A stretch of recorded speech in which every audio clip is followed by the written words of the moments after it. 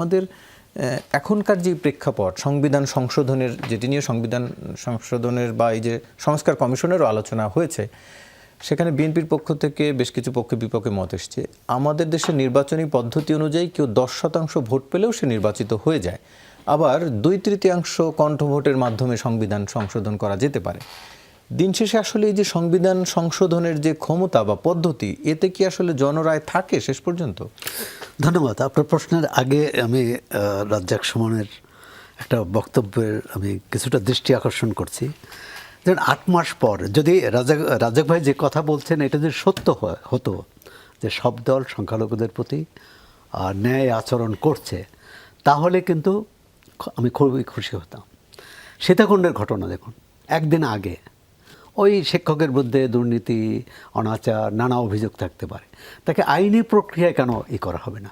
সেখানে অভিযোগ করা হয়েছে যে স্থানীয় বিএনপি, ছাত্রদল, যুবদলের নেতারা তাকে জোরপূর্বক তাকে বাধ্য করেছে।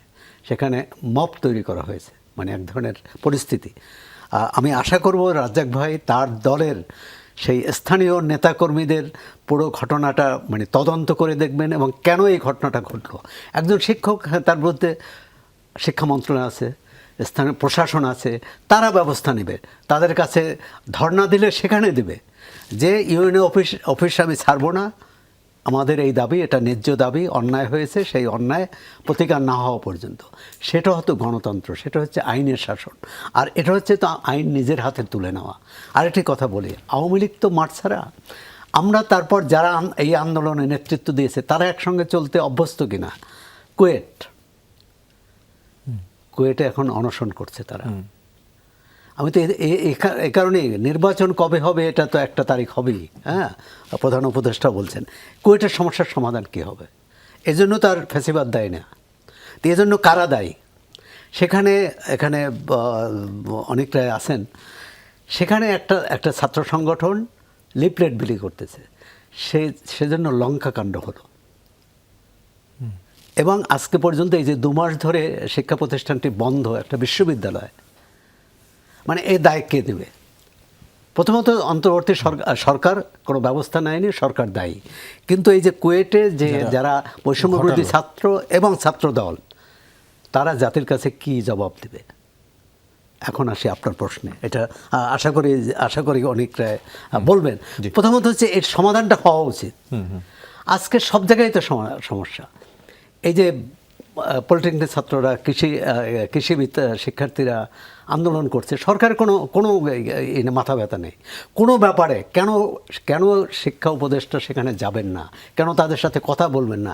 একজন অতিরিক্ত সচিবের সঙ্গে বৈঠক করেছেন, এটা কি কোনো দায়িত্বশীল সরকারের আচরণ হলো? আচ্ছা, দ্বিতীয় হচ্ছে যে কোনটা আপনার গণভোটের যে পদ্ধতি বা সংবিধান সংশোধনের এখানে পদ্ধতি, বলবো যে বিএনপি তো সুবিধাজনক অবস্থায় আছে, তার যেহেতু জনসমর্থন আছে। এনসিপি কিন্তু প্রথম থেকে অনেকগুলো দাবি করেছিল এবং তারা কিছুটা ছাড়ও দিয়েছে। এমনকি মানে প্রকাশ্যে না বললেও আমার ধারণা যে জাতীয় সংসদ নির্বাচনের ব্যাপারেও তাদের এক ধরনের কি বলে মানে মেনে নেবে যদি না থাকে, যদি গণপরিষদ না হয়। অ্যান্ড গণভোটের ব্যাপারটা কিন্তু প্রথম খুব জোরে সোরে আলোচিত হয়েছিল, আরও 2-1টি দল কিন্তু গণভোট বলেছে। এখন আমাদের দেশে গণভোটের অভিজ্ঞতা কিন্তু খুব ভালো নয়। প্রথমত 2 সামরিক শাসক গণভোট করেছে প্রথম, আর তৃতীয় যে গণভোটটা হয়েছে সেটা একেবারেই নিয়ম রক্ষার গণভোট। জাতীয় সংসদে সরকার ব্যবস্থা পরিবর্তন, তখন তো গণভোটের ব্যবস্থা ছিল যে বিএনপি আমলেই খালেদা জিয়া যখন প্রথমবার প্রধানমন্ত্রী, তখন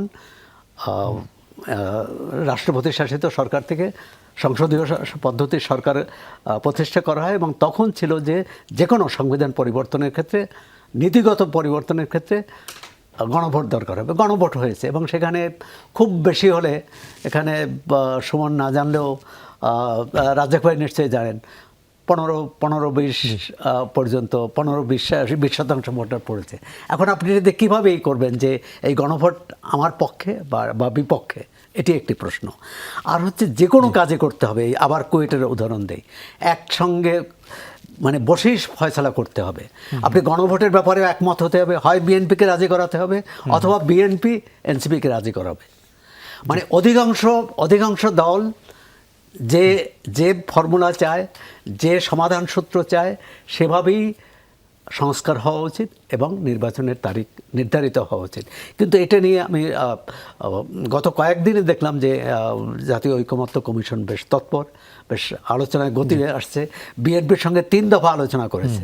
এখন অন্য দলের সাথে করে না, এটা অন্যরা অবশ্য অভিযোগও করতে পারে যে আমাদের কেন অবহেলা করা হচ্ছে। আমি জানি না, কিন্তু একটা সমাধানে আসবে বলে আমি ধারণা করি। জি।